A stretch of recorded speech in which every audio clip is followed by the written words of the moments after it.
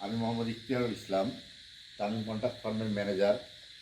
আমার পাশে উপরিস্থ আছে আলহামদুলিল্লাহ। আজকে রংপুরে আমাদের অন ফার্মের আজকে আমরা বাচ্চা হাউজিং করব। সেক্ষেত্রে আপনাদেরকে আমি আজকে ব্রুডিং প্রিপারেশন কীভাবে নিতে হয় এই সম্পর্কে একটু আপনাদেরকে ব্রিফ করব। তো সর্বোপরি প্রথমে আমি বলি যে মুরগি করতে গেলে আমরা বিশেষত তিনটা জিনিসের উপরকে আমাদেরকে গুরুত্ব দিতে হবে। এক নম্বর হচ্ছে ওয়াশিং ম্যানেজমেন্ট, অর্থাৎ টোটাল ম্যানেজমেন্ট। দ্বিতীয় হচ্ছে বাচ্চার কোয়ালিটি, তৃতীয় হচ্ছে ফিডের কোয়ালিটি ভালো থাকতে হবে। তো সেক্ষেত্রে এই ফার্মটা আমরা অলরেডি প্রস্তুত করে নিয়েছি। গ্র্যাজুয়ালি আমরা washing preparation, not only washing, পাশাপাশি আমরা হচ্ছে এখানে চুনকাম করেছি উইথ সর্বোপরি যেটা আমরা এখানে ফিব্রিনেশনও করেছি। তো অল ওভার কমপ্লিট করার পরে আমরা সর্বোচ্চ 1 ঘন্টা পরে বাচ্চা রিসিভ করব। সেক্ষেত্রে আমার ব্রুডিং অল ওভার কমপ্লিটেড। তো দেখেন এই জায়গাতে আপনাদেরকে একটা জিনিস দেখাতে চাই কি, এই যে আমি এটা 500 বাচ্চার জন্য নিয়েছি এই ডায়ামিটারটা। তো এটা যদি হিসাব করে আমরা 12 ফিট নিয়েছি এখানে 500 বাচ্চার জন্য। সো প্রতি 40টা বাচ্চার জন্য আমরা একটা করে ফিডার নিয়েছি। এখানে আমার টোটাল আছে 12টা ফিডার। সেম টু আপনার টোটাল আছে এখানে আমার 12টা ডিঙ্কা 40টা বাচ্চার জন্য।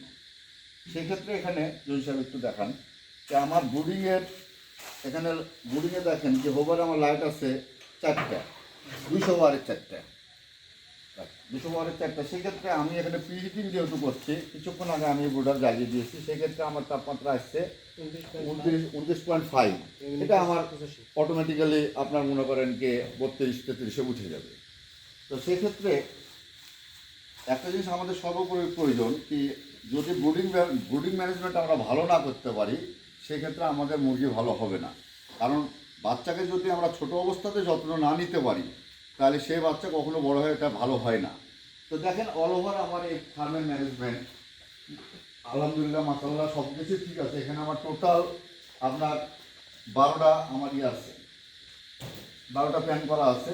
সেই 12টা না 10টা প্যান করা আছে। সেক্ষেত্রে আমার এখানে 5000 বাচ্চা আমি এখানে দিব। তো কমপ্লিটলি আমরা এখানে সব কিছু ওকে করে রেখেছি। এখানে আপনার ট্রে ফিডার হিসাবে, এটা ট্রে ফিডার না, আমরা এখানে টায়ার ফিডার ইউজ করি। যদি ট্রে ফিডার আমরা 2টা দিয়েছি, এখানে বাচ্চা ফিড খাবে। বাচ্চা আসার পরে আমরা ইনিশিয়াল ওয়েটটা নিব। ওয়েটটা নেওয়ার পরে আমরা ফিডারও ফিড দিয়ে দেবো এবং এই পেপারের ওপর বাচ্চাকে আমরা কিছুক্ষণ ফিড খাওয়াবো তার খাদ্যাভ্যাসের জন্য। তো আমি আপনাদেরকে শুধু একটা কথা বলতে চাই যে তামিম কন্ট্রাক্ট ফার্ম, আমরা সেক্ষেত্রে এখন বলি CPF Tamim contract poultry farm. এখানে আমরা নট অনলি ব্রয়লার, আজকে যে এই ফার্মটা দেখছেন এরকম আমার 3টা আছে। এখানে আমার 12,000 কালার বার্ড আমরা হাউজিং করব।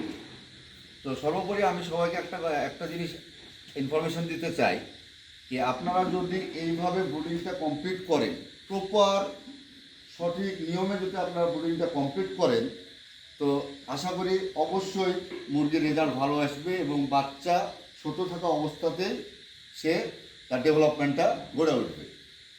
তো সেক্ষেত্রে আমরা ম্যানেজমেন্টের দিকে আমরা নজর দিই সবসময়তে। কারণ ম্যানেজমেন্ট যদি আমি ভালো রাখতে পারি সেক্ষেত্রে আমি একটা ভালো ফল আশা করতে পারি। আর এখানে আমরা শীতের সময় যদি হয় তাহলে আমরা ইনার কার্টেন দিতাম। যেহেতু গরমকাল ইনার কার্টেন দিইনি, তাপমাত্রা বেড়ে গেলে অবশ্যই আমরা এখানে বাল্ব খুলে রাখবো। আর একটা জিনিস, ওপরে সিলিং থাকা প্রয়োজন ছিল।